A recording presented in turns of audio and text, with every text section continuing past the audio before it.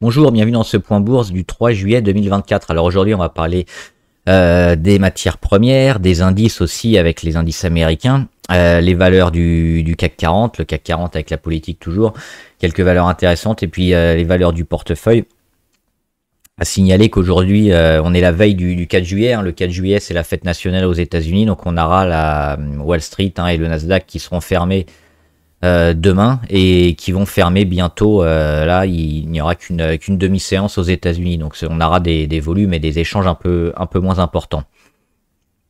Avant de commencer, comme d'habitude, je rappelle que les informations et analyses données sur cette chaîne sont données à titre indicatif et ne peuvent pas être considérées comme un conseil en investissement. L'investissement en bourse est risqué et vous êtes responsable de tous les investissements que vous faites. Un petit point sur les chiffres qui sont tombés aujourd'hui. On l'a dit, cette semaine, il y avait beaucoup de chiffres, notamment sur les PMI. Alors, on avait les manufacturiers la semaine dernière, le lundi dernier.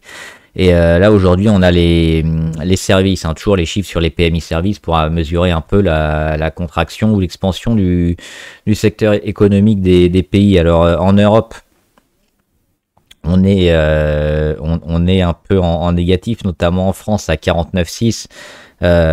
Maintenant sur le reste de l'Europe, on est au-dessus des 50, donc c'est plutôt une bonne chose. En Chine aussi, on avait ces chiffres-là à 51,2, donc c'est toujours plutôt une bonne chose, même si on attend peut-être des chiffres un peu meilleurs qui sont tombés notamment aux États-Unis avec des PMI services à 55,3, ça c'est important. Par contre, le chiffre de l'ISM, notamment sur les approvisionnements, et les directeurs d'achat étaient attendus à 52,5 après 53,8 et ils sont retombés à 48,8. Donc là, on voit qu'il y a véritablement un changement de tendance qui est peut-être précurseur enfin d'un ralentissement de l'économie américaine. On verra si ça se confirme, mais pour l'instant, on a toujours une force du secteur américain qui est assez impressionnante, qui est toujours là et malgré une inflation et une hausse des taux énorme, on n'arrive pas à faire ralentir la machine. Donc peut-être le début de quelque chose avec ces chiffres-là. Et puis on a aussi une réunion de la Fed tout à l'heure à 20h heure de Paris. On verra pour éventuellement un assouplissement, mais les chiffres qu'on a donnent quand même toujours un secteur économique américain beaucoup trop fort pour espérer plusieurs baisses des taux et même la première baisse des taux qui est toujours reportée. Alors un petit point sur les matières premières, le pétrole qui est plutôt dans sa phase de route, on l'a dit, c'est autour des 80 dollars, là on est à 79, en gros la médiane, on va un petit peu au-dessus, on va un petit peu en dessous. Finalement, on avait dit en début de l'année que 2024 ce sera certainement ça, un zigzag entre les deux où on va chercher les 90 et on va chercher éventuellement les 70. Alors, on voit que les 70, on les a cherchés une fois ici, et finalement, on a plutôt tendance à être à chaque fois dans le haut de la figure, mais on la dépasse jamais. Un pétrole, un baril de Brent à 100 dollars, c'est un peu cher pour tout le monde. Mais on est quand même dans un pétrole super cher et qui ne descend pas pour le moment, qui est toujours plutôt haut. Donc, c'est plutôt intéressant pour pétrolières et parapétrolières notamment, et le secteur, même si on est amené à changer d'énergie et de plus utiliser les énergies fossiles, elles sont toujours là, elles sont toujours énormément utilisées et elles ont jusqu'à nouvel ordre pour l'instant le leadership, et sont toujours un peu élevées. Le cuivre, alors ça fait partie des valeurs qu'on suit particulièrement. On l'avait dit avec les deux zones d'achat, notamment la première et la deuxième, elle est revenue à frôler la deuxième et on voit déjà un début de réaction. Et puis ce qui est intéressant, c'est au niveau des indicateurs, notamment de la MACD et du RSI. On est revenu positif depuis 2 jours environ. Un jour sur la MACD et puis et sur le RSI, c'est depuis aujourd'hui, on est à 52, donc plutôt confiant, on l'avait dit, breakout, pullback, et puis là, elle devrait mettre sa tendance pour à nouveau continuer. Donc, les actions en valeur avec le cuivre, plutôt intéressant. Je voulais faire un petit point aussi sur le nickel. Le nickel qui a baissé énormément parce qu'il y a eu beaucoup d'entreprises, notamment, qui ont fait qui se sont développées sur le nickel, beaucoup de mines. Ce qui a fait une concurrence énorme, qui fait baisser le prix, c'était en partie pour les batteries, les batteries de voitures électriques, mais il y a une offre tellement importante que ça a un peu flingué le cours. Alors peut-être qu'on y reviendra, peut-être que ça remontera dans quelques mois, mais pour l'instant c'est pas forcément le métal le plus intéressant. On a également alors le palladium, pour l'instant il fait toujours rien, mais aujourd'hui hein, il commence à réagir un petit peu. Ce serait peut-être un métal à jouer en cette fin d'année 2024. Pour l'instant c'est un peu tôt, mais on se le garde dans un coin de la tête. Et puis le platine, là on est déjà dessus hein, sur le platine. Avec ces mouvements, alors on a du mal à performer sur le platine, mais on met quand même en place toutes les étapes. Et on est toujours ici sur autour des 1000, hein, on est sur les 1015. Après, notamment cette période-là hein, qu'on peut dessiner ici, de faux départ puis de vrai départ hein, en avril et en mai. Le breakout sur les 1105, même un peu au-dessus. Même beaucoup au-dessus, parce qu'il y a eu un rollover, hop, et que j'ai pas mis à jour mes graphes. Et donc l'objectif, c'est un peu comme le cuivre, c'est de monter progressivement pour retrouver le niveau de breakout, à savoir les 1119. Ça pourra mettre plusieurs semaines, mais c'est une tendance qui va certainement se mettre en place. Et un cours qui va être à la hausse durant le cours de l'année. L'or, on en a parlé beaucoup, hein, fin 2023, début 2024, toujours haussier. Intéressant ce qu'on fait sur l'or, parce que le double échec ici, sur les 2430 est plutôt négatif, mais on voit que derrière ça rend rien hein. À chaque fois on a des supports à 2284 qui sont rachetés, on a une petite baisse de la volatilité, et puis derrière c'est en train de reprendre. Et puis pareil, la consolidation sur l'or, elle arrive probablement au niveau de la fin. On le voit un peu sur tous les indicateurs, plutôt une relance haussière sur le métal précieux, et on l'a vu sur les minières. Les minières qui ont pour la plupart pas encore donné leurs chiffres hein, sur les trimestriels, et on pense qu'avec la hausse du prix de l'or, on va certainement avoir des minières qui vont, au moins sur les prochains trimestres et même ceux d'après, donc dans 6 mois, battre leur objectif, surperformer, parce qu'elles ont déjà des marges intéressantes, mais elles devraient encore augmenter avec le prix de l'or, hein, notamment, on va regarder au 1er janvier. Hop, 2024, on est là. On est à 15%, hein, plus 15%. C'est plutôt largement intéressant. Et puis ça fait suite à déjà une augmentation, parce que si on vient en 2023, 2024, on est où? Hop, on est là à peu près. On avait déjà fait 12%, donc on fait 12%, ensuite on fait 15%. Donc on a d'année en année, de trimestre en trimestre, quand même une augmentation plutôt intéressante sur l'or, qui va se répercuter sur les minières. Donc ça c'est toujours important. Et oui, je voulais faire aussi le blé.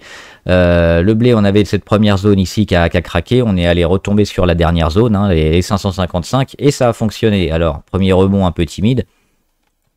On attend de casser un peu cette zone-là des 580, 590, mais a priori, si c'est fait, on va entamer la construction. Alors toujours le support à 550 hein, à garder absolument, parce que sinon sur le blé, ça va faire mal. Mais là aussi les indicateurs plaident quand même pour une tendance qui va se normaliser à la hausse, à savoir hein, après la grosse baisse, hein, le breakout, le pullback, et puis la tendance à la hausse avec le retournement, donc le retour vers les plus hauts du breakout, les 736. Donc plutôt favorable hein, sur le blé. On devrait avoir des signaux cette semaine ou la semaine prochaine qui devraient être positifs, à savoir dépasser donc les 590 et se rapprocher des 610 notamment.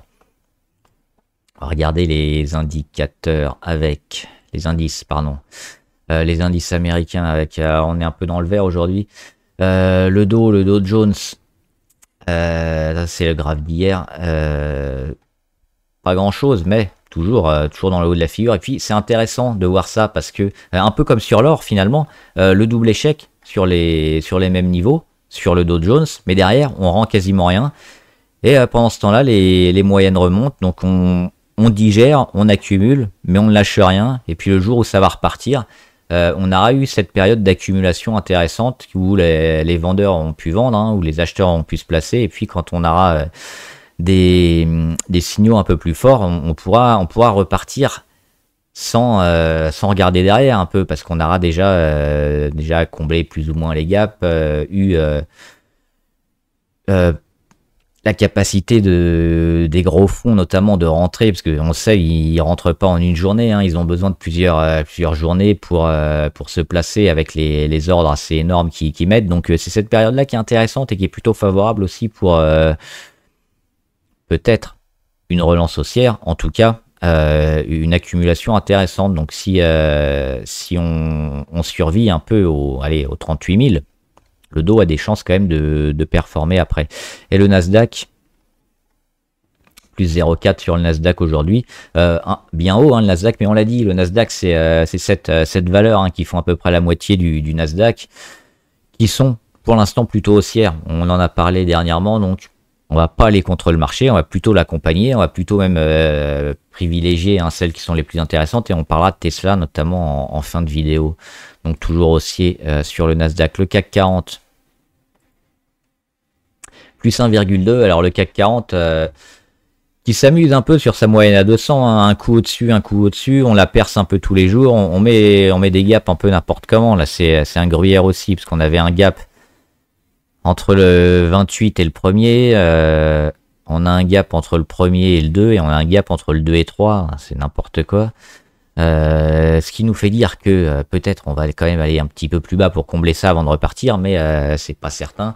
C'est surtout ce qu'on voit sur la politique française, et donc la possibilité, ou plutôt l'impossibilité d'un parti à avoir une majorité absolue qui serait mauvaise, parce qu'on l'a déjà dit, les plans à mettre en œuvre seront dispendieux. Donc la bourse est plutôt rassurée, les cours commencent à remonter, et on va petit à petit oublier le risque politique et puis se recentrer un peu sur l'économie réelle et les chiffres des entreprises qui arriveront avec les trimestriels. Donc on est plutôt là-dessus. Moi j'avais anticipé peut-être une baisse un peu plus forte due aux élections avant un rebond. La baisse elle est peut-être déjà terminée, hein, même si on revient encore sur les 7005 ces prochains jours. Il y a peu de chances qu'on descende. Vu les chiffres, les annonces et la politique qui se met en place. Donc l'excès de prudence qu'on a probablement eu sur la bourse devrait se tasser et petit à petit récupérer les pertes qu'il a eues dues à ces excès de prudence et au risque qui était finalement peu avéré sur les valeurs en relation avec le risque politique notamment. On va regarder quelques valeurs du CAC avec notamment les grosses variations. Téléperformance, on en a parlé. Hein. Toute cette période-là, on était redevenu positif depuis le 17 juin. Mais aujourd'hui, elle casse. Alors, elle comble le... Non, le gap là, il était déjà comblé, mais elle revient sur les 107, 108. Et surtout, elle casse la moyenne à 200. Elle relance quand même une... Enfin, elle relance pas. Elle signifie la fin probable de la baisse, hein, qui était peut-être un peu forte. Un peu trop forte, mais surtout elle dissipe les doutes liés à l'intelligence artificielle et sa capacité à faire des économies, notamment comme ses concurrents qui avaient fait des annonces là-dessus, qui avaient mis la pression sur Téléperformance, qui n'était pas capable encore d'utiliser l'IA pour faire des économies relativement importantes. Téléperformance, ils vont s'y mettre, ils étaient déjà dans une décote énorme. Le titre aujourd'hui, alors il vaut encore quelque chose, hein, mais on était quasiment sur les 400 euros. On est aujourd'hui, on est tombé sous les 100 euros, donc assez rapidement, en 2 ans. Ça redevient plutôt acceptable. Hein. Le prix est pas énorme. On le voit, le creux Covid ici sur les 140. On est actuellement sur les 112. Moi, j'aime bien cette séquence qui me fait lire que la baisse est terminée. Alors la baisse moyen long terme, hein, si on revient demain, après-demain, dans une semaine sur les 80, c'est possible, ça peut arriver, mais pour moi le gros de la baisse est terminé, et sur du moyen long terme, on va remettre un peu les choses en perspective, on va reconstruire, on va repartir de l'avant. Maintenant ce qu'il faudra, c'est essayer d'avoir probablement, si on veut rentrer dessus, un prix d'achat et une porte d'entrée plus ou moins intéressante.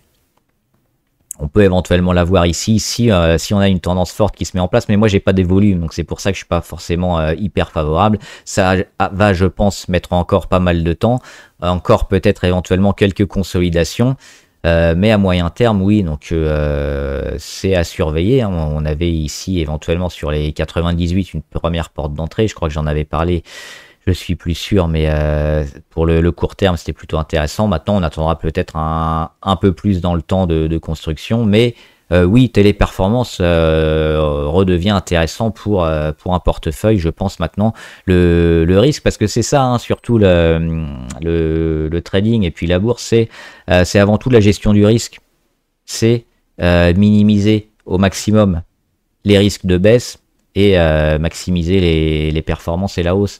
Donc là, on est parfaitement dedans avec cet exemple de Téléperformance.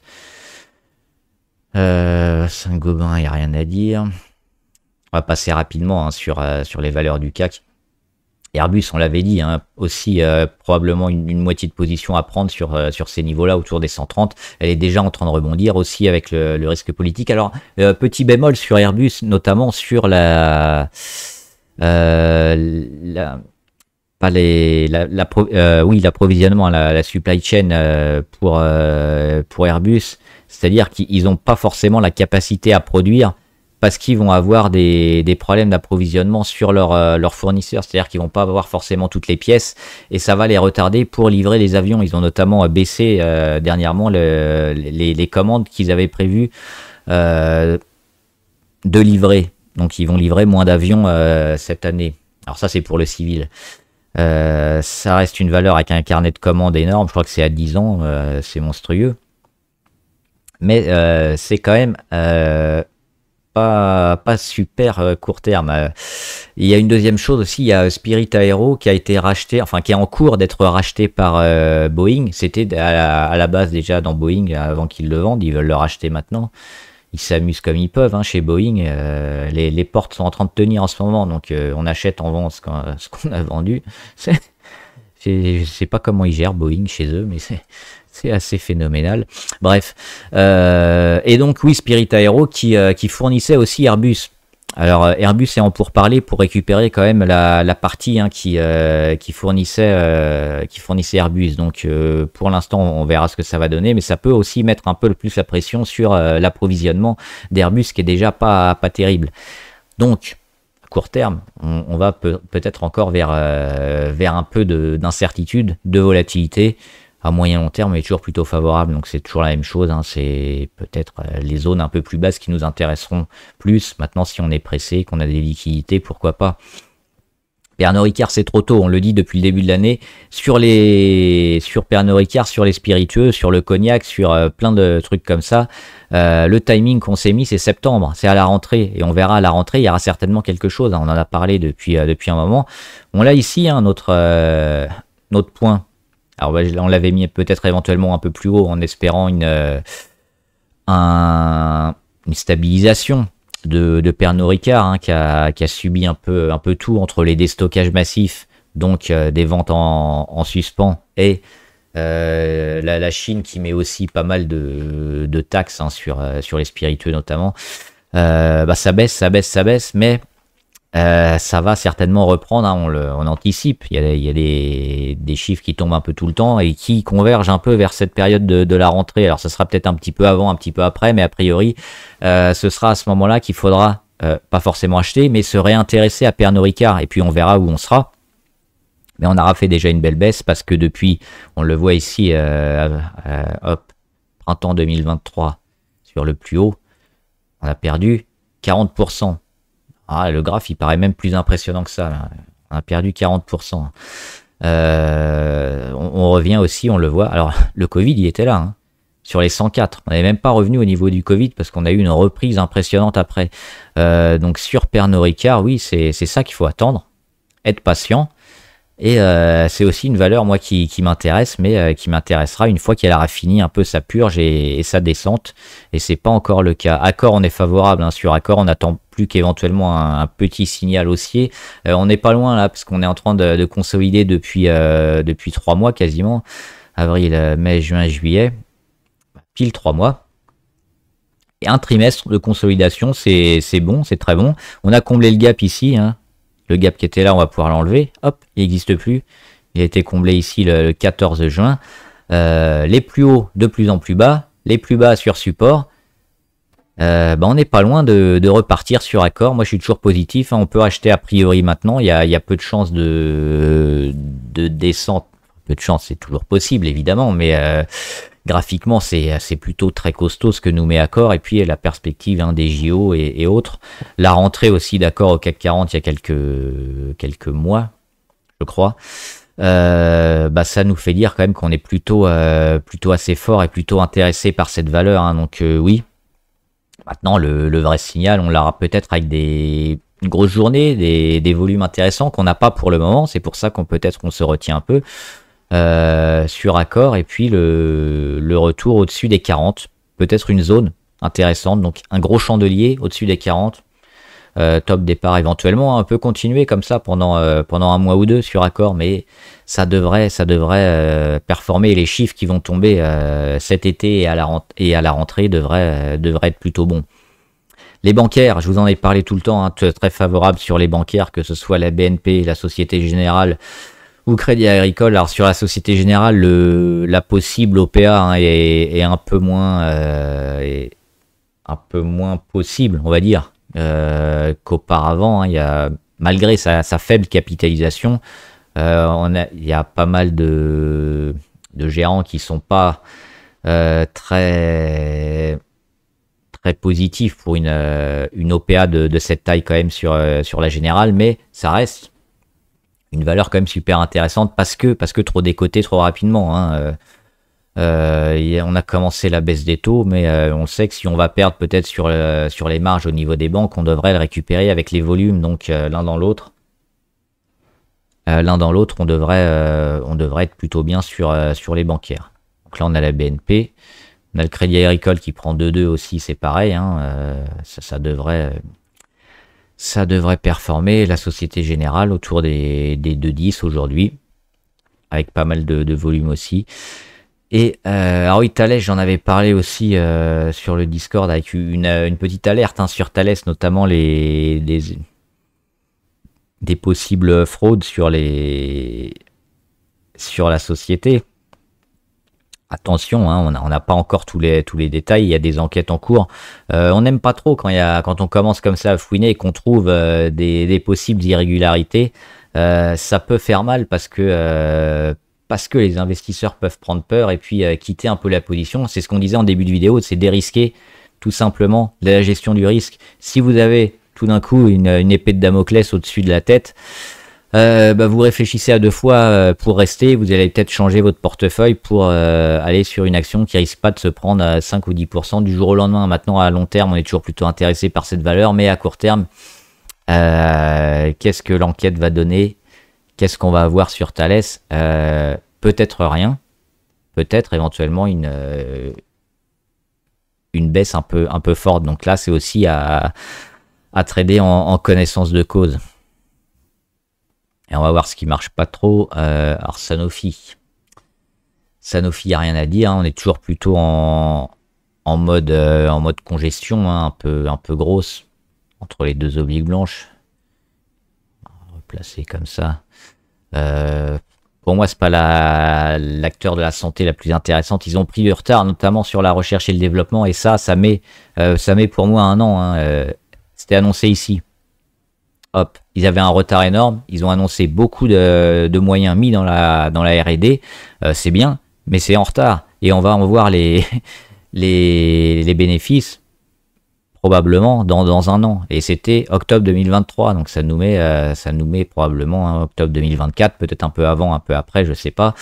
Mais pour le coup, Sanofi, moi, c'est une action que j'éviterais un petit peu. L'Oréal, on en avait parlé, donc je répète pas ce qu'on avait dit sur le directeur général qui avait un peu flingué le secteur.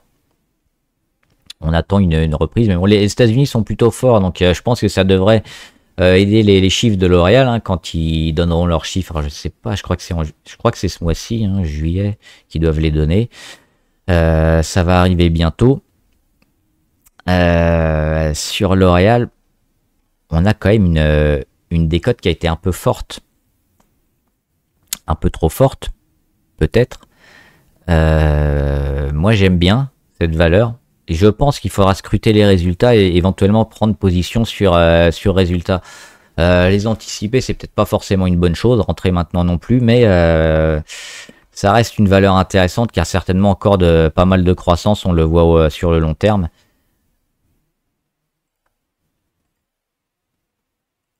Et on est finalement revenu hein, sur des niveaux qui sont rachetés sur le moyen long terme. Donc, a priori, rien de catastrophique, mais ça vaut le coup d'être un peu plus prudent.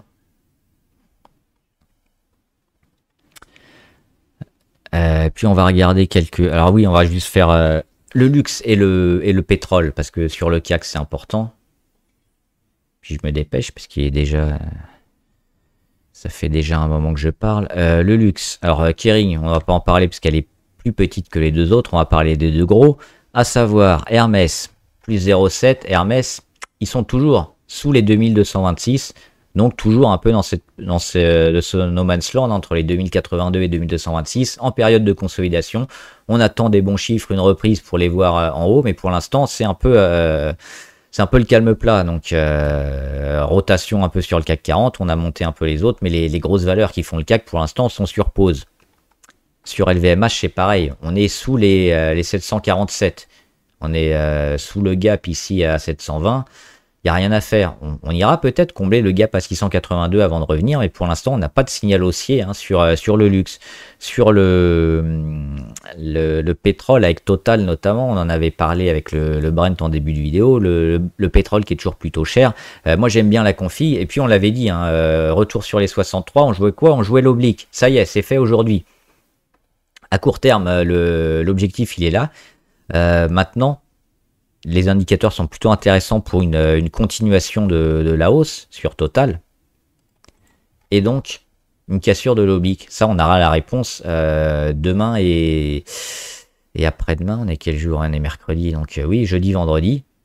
Possiblement, hein, si on se maintient au-dessus, et encore, si on se maintient bien au-dessus, si pas de le défoncer d'un petit peu, mais un gros chandelier ou même un petit gap à l'ouverture, on sera plutôt positif. Donc éventuellement, hein, si vous l'avez pris là, le court terme il est fait. On peut basculer éventuellement demain en moyen terme pour retrouver les plus hauts historiques sur Total. C'est quelque chose de plutôt favorable et qui est plutôt porté par les prix du pétrole qui restent chers. Et allez, on va faire quelques valeurs du portefeuille qui m'ont semblé intéressantes. Alors Alibaba, ils font un petit rebond intéressant aujourd'hui, hein, plus 2,4. Et on a rebondi hein, sur cette zone-là. Hop. Il y a eu du dividende. Il n'est pas encore touché, mais je le toucherai bientôt. Un dividende qui était plutôt correct. Et puis il y avait une autre ligne aussi, il faut que je regarde. C'est un peu bizarre. Sur Alibaba. Donc oui, les 71.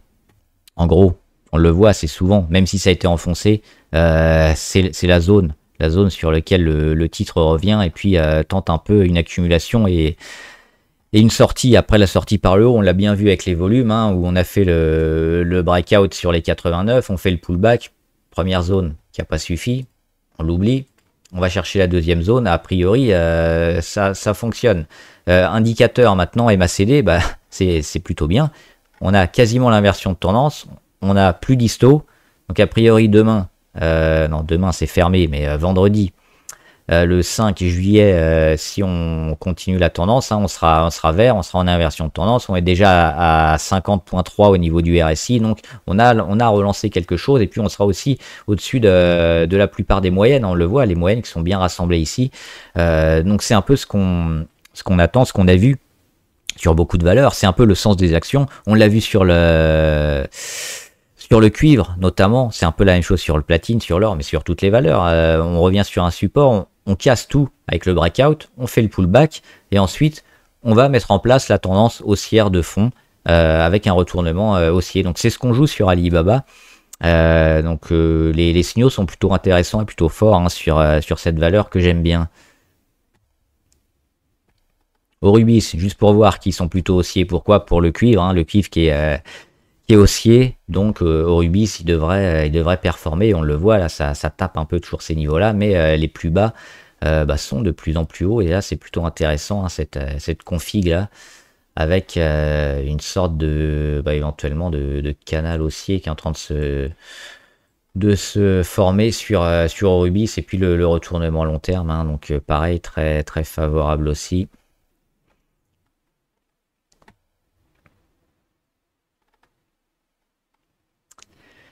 Je voulais parler de quoi d'autre? Moderna.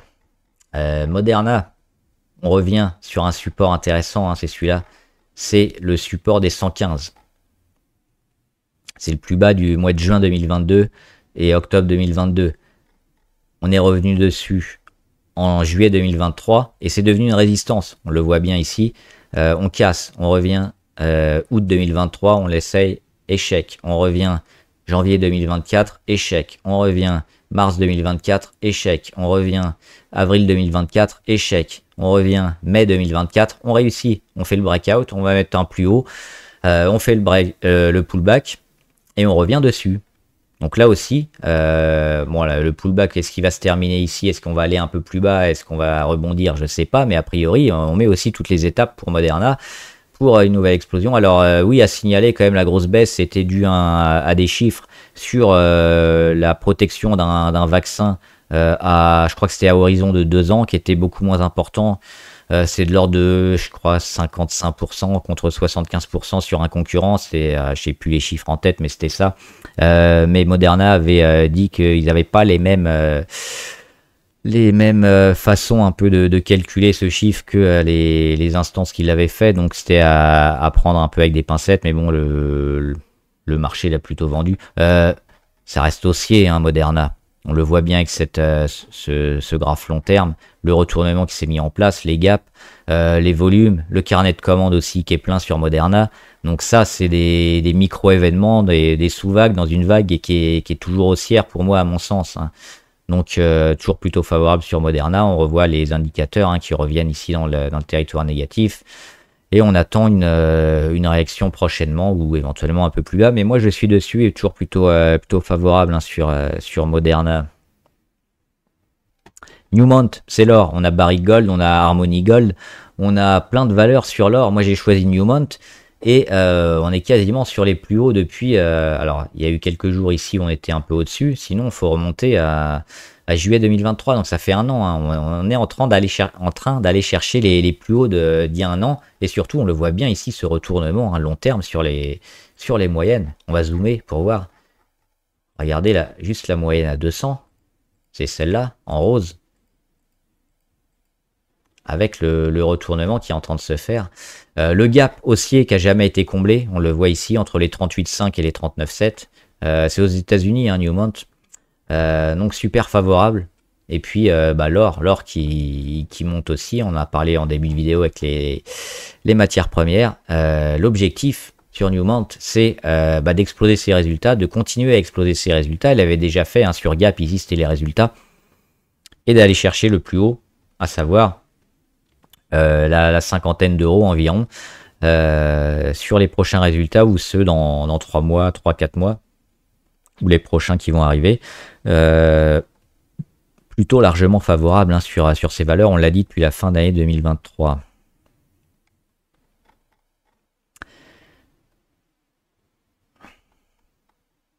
Et Ruby, alors oui, c'est ça, Ruby, ils ont raté, hein. Il y a eu une alerte en cours de séance, finalement on clôture en dessous. Moi j'aime bien Ruby, je pense que si vous avez des liquidités, c'est peut-être le moment d'investir sur Ruby. On avait ce gap ici à 26,42, explosion, Bolloré au capital, prise de bénéfices, retour, consolidation, comblage de gap. Ensuite, un petit début d'accumulation et on le voit, il n'y a plus trop de volatilité et ça repart gentiment. Et puis les indicateurs, on est allé sous les 30, 2 fois on en revient. On n'est pas loin de casser l'oblique RSI, on n'est pas loin de casser les 27,60 qui avaient fait obstacle pendant 2-3 jours. On revient aussi plutôt bien au niveau de la MACD, hein, on le voit ici. Premier histo vert, inversion de tendance, donc vous connaissez la musique, c'est plutôt pas mal. Ça doit être confirmé demain, mais oui, Ruby, on est acheteur. On est acheteur sur Ruby, hein, sur une continuation demain et vendredi. Ce sera un signal d'achat, je pense, sur Ruby. Alors SFC Énergie, moi j'avais pris Pluxee, hein, pour le court terme. On aurait pu éventuellement prendre SFC Énergie ici, hein, sur cette séquence-là, sur les 3 petits chandeliers qui étaient ici, parce qu'on était sur support, sur moyenne à 200, c'était intéressant. On a une belle réaction aujourd'hui. Pourquoi je ne l'ai pas pris? Parce que En court terme, éventuellement, on avait une possibilité de rebond. Donc là, c'est fait, on prend 6%, c'est très bien. Maintenant, je suis pas sûr que ce soit la première fois qu'on y revienne, qui suffise à lancer SFC. Je pense qu'on aura encore un peu de travail dans le triangle, qu'on reviendra une deuxième fois sur les 19,30 et qu'après, on pourra repartir. C'est une hypothèse, c'est pour ça que je suis pas rentré. Maintenant, on peut peut-être casser et aller plus haut, mais moi, je resterai quand même prudent parce que j'ai l'impression que c'est pas totalement terminé la conso, mais elle risque d'aller chercher son retournement et puis c'est plus haut prochainement. SPI aussi, on en parlait, bah ça y est, c'est cassé. Les 34,83 cassés. Et puis la petite zone ici 35,46 cassée. Donc SPI c'est haussier, c'est le signal qu'on attendait. Plutôt une valeur défensive, mais si vous cherchez des valeurs défensives plutôt largement haussières, c'est plutôt le genre de tendance qu'on recherche, des tendances haussières comme ça de fond.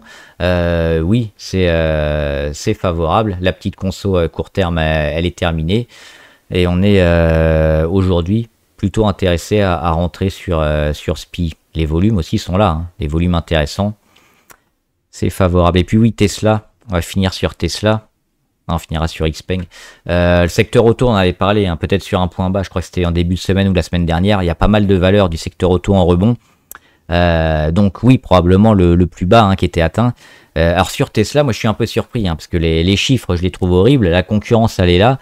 Mais il y a quand même un regain d'intérêt pour un peu tout le secteur auto. Tesla en fait partie. Et là, ils nous ont fait quand même un gap entre lundi et mardi, et ils nous refont un gap aujourd'hui. Et surtout, qu'est-ce qu'ils font? Ils cassent la moyenne à 200, ils cassent l'oblique long terme, c'est celle-là. 2021, c'est une oblique qui date de la fin d'année 2021, qui nous a occupé aussi ici en 2023, au mois de juillet, au mois de septembre, au mois de décembre. Donc c'est véritablement l'oblique qu'on surveillait, et elle vient d'être défoncée en 2 fois avec des volumes intéressants, des chandeliers qui cassent tout. C'est un gros signe de force. Donc techniquement, on est obligé d'être positif sur Tesla, même si moi le fondamental sur Tesla me fait un peu peur et que j'ai du mal à comprendre cette hausse. Le technique est largement acheteur sur la valeur. Alors les montées comme ça, ça peut ne pas durer, ça peut durer aussi éventuellement même jusqu'au 313, pourquoi pas. Donc en trend following, en suivi de tendance, ça peut s'acheter le matin. Si on voit qu'on est vert, on peut rester jusqu'à la fin de journée, jusqu'au lendemain, jusqu'au surlendemain éventuellement. Mais il faut s'attendre à un pullback à un moment. Et c'est peut-être ce pullback qui sera intéressant, à savoir un retour ici, peut-être combler les gaps sur les 200, 220, et puis voir ce que fait la valeur ici. Mais là, on a quand même donné des signaux vachement positifs sur Tesla. Donc c'est pour ça aussi que le secteur auto me semble intéressant à suivre, et j'en avais parlé dernièrement. Et puis on va finir encore une valeur du secteur auto. Xpeng, j'en ai parlé aussi sur le Discord cet après-midi, avec un achat à 7,88. Malheureusement, petite ligne. J'ai pris une petite ligne. Alors si j'avais pris une grosse ligne, champagne, parce que je l'ai pris cet après-midi à 7,88, elle est à 8,48 là. Elle fait plus 11%. Alors, là aussi, la tendance, elle est relativement mauvaise. Elle bénéficie un peu de tout le secteur auto qui est en ébullition. Mais on l'avait deviné. Pourquoi? Parce qu'on avait cette congestion, cette mèche haute, mais finalement, cette accumulation au-dessus des 7 $. Moi, j'aime bien Xpeng parce qu'elle n'est pas fortement endettée par rapport aux autres valeurs aussi. Donc, intéressant. Et puis là, on est en train de tout casser. Moyenne à 20, moyenne à 50, moyenne à 100. Bollinger.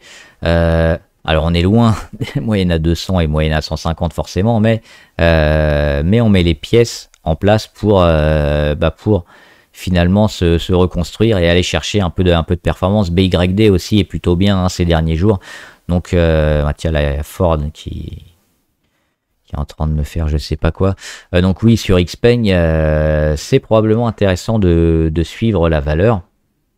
Éventuellement de faire un achat en spéculatif pour les prochaines semaines. Voilà. On avait peut-être quelques valeurs abonnées à voir avant que je finisse. On va faire 1 heure là. Valeur abonnée, elle était là. Alors Adosia, on l'avait déjà fait. Alors, ouais, c'est négatif, hein, sous la moyenne à 200, là, c'est des signaux assez forts, ça, échec, retour, échec, c'est pas terrible. ESSO, ouais, j'ai pas mal de questions sur ESSO. Bah, moi, j'avais dit que je préférais un peu Total, puisque la config était plus intéressante. Sur ESSO, alors oui, les pourcentages sont intéressants, les pourcentages sont énormes, mais on est monté super rapidement. On a un début de conso très rapide finalement, une réaction. Maintenant, ce qu'on peut regarder, c'est le début, un peu la force de cette réaction. Pour l'instant, elle est pas mal, mais je pense pas qu'on ira sur les 205. Donc, je pense qu'on est passé dans une phase de construction. Alors, il y a le dividende qui va tomber, hein. Je l'avais noté en commentaire, quelqu'un qui m'a posé la question. C'est un gros dividende, hein. Je crois que c'est 15 euros ou c'est 13 plus 2 ou 12 plus 3. Enfin, quelque chose comme ça qui devrait tomber au mois de juillet. Et alors je sais pas si certains vont uniquement jouer le dividende, parce que de toute façon, hein, c'est mécaniquement le cours va tomber du prix du dividende, donc ça sert pas à grand chose à part rester en long terme. Mais là, avec la grosse hausse, moi je pense qu'on est rentré un peu dans une phase de normalisation et de construction. Alors j'aurais tort si on revient sur les 205 et qu'on les casse, mais je vais pas trop acheter ce genre de valeur. Oui, on avait une porte d'entrée ici, hein, sur les 165, 170 environ, qui était intéressante. On n'en est pas loin, hein, sur les 182, mais pas forcément favorable quand même. Ligne 2. Alors sur ligne 2, c'est j'ai un doute avec ligne 2. Ouais, c'est ça, c'est le gaz. C'est un peu comme Air Liquide. Et c'est un peu le même graphe long terme, hein, plutôt favorable. Et on revient sur... alors on voit petit gap baissier, mais finalement comblé. On revient sur quasiment le support à 412, un peu au-dessus, sur la moyenne à 200. On le voit que si on le tient, ligne 2, on est bon, hein. On est plutôt bon. Donc ce qu'on va surveiller, c'est quoi? C'est cette zone-là. Et si on tient cette zone-là et qu'on commence à reconstruire au-dessus, on peut mettre une ligne, hein, sur ligne 2 et puis ensuite mettre les stops plus ou moins autour des 420. C'est favorable. Et j'aime bien aussi, on va enlever ça pour voir, ouais, les deux petites mèches basses là, sur le chandelier rouge et sur le chandelier vert. Ces deux mèches basses là, ça, hop, c'est plutôt bien. Micron, on en avait déjà parlé aussi. Moderna, je l'ai fait, et SFC aussi. Donc voilà, si vous avez des questions, des valeurs que vous voulez qu'on analyse, n'hésitez pas, hein, à poser vos questions, donnez vos valeurs favorites, celles que vous voulez acheter. On en parlera ici en graphe ou en commentaire. Bon trade, à plus!